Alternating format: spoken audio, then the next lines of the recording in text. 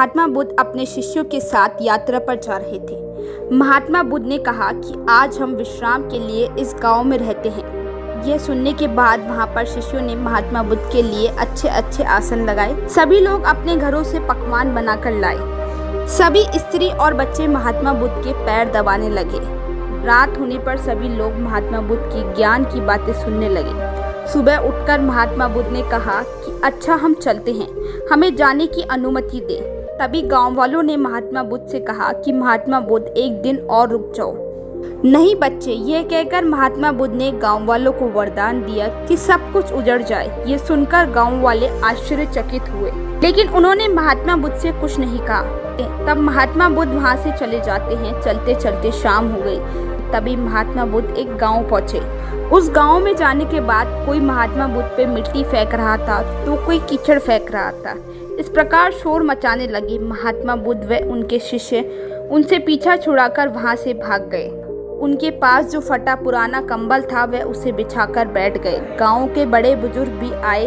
वे महात्मा बुद्ध का मजाक बनाने लगे, उन्हें उल्टा सीधा कहने लगे और उनसे उनका कंबल छीन लिया और कहने लगे ये कंबल तुम्हारे क्या काम का है, इसको मेरी भैंस ओढ़ेगी। वे महात्मा बुद्ध का अपमान करते हुए चले गए।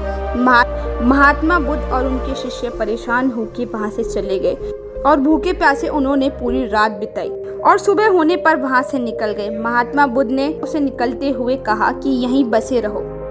गांव से कुछ दूर चलने पर एक तालाब नजर आया। वहां कुछ फल और पेड़ नजर आए तो महात्मा बुद्ध ने कहा कि बच्चों कुछ देर यहाँ रुक जाते हैं। सभी फल खाते हुए और तालाब का ठंडा पानी पीते हुए बैठे रहे। तभी महात्मा बुद्ध के एक शिष्य ने कहा कि बुद्ध, मैं आपसे एक प्रश्न करना चाहता हूँ। उस शिष्य ने कहा कि मेरे मन में एक बात खटक रही है। तभी महात्मा बुद्ध ने कहा, कहो क्या कहना है।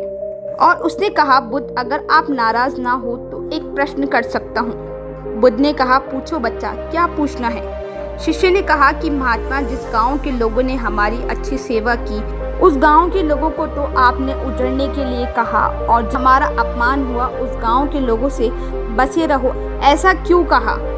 तब महात्मा बुद्ध ने कहा कि उस गांव के लोग अच्छे थे, अच्छे विचारों वाले थे। ऐसे लोग अगर उजड़ जाएं तो दुनिया के कोने कोने में फैल जाएंगे और सभी लोगों को अच्छे विचार और अच्छी शिक्षा देंगे।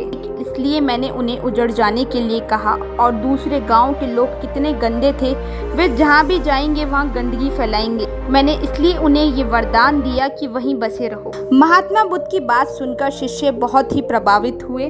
दोस्तों, महात्मा बुद्ध की ये कहानी हर एक इंसान की सोच बदल सकती है। दोस्तों, आपको ये कहानी कैसी लगी कमेंट करके ज़रूर बताएं और बेल आइकन दबा के चैनल को सब्सक्राइब करें।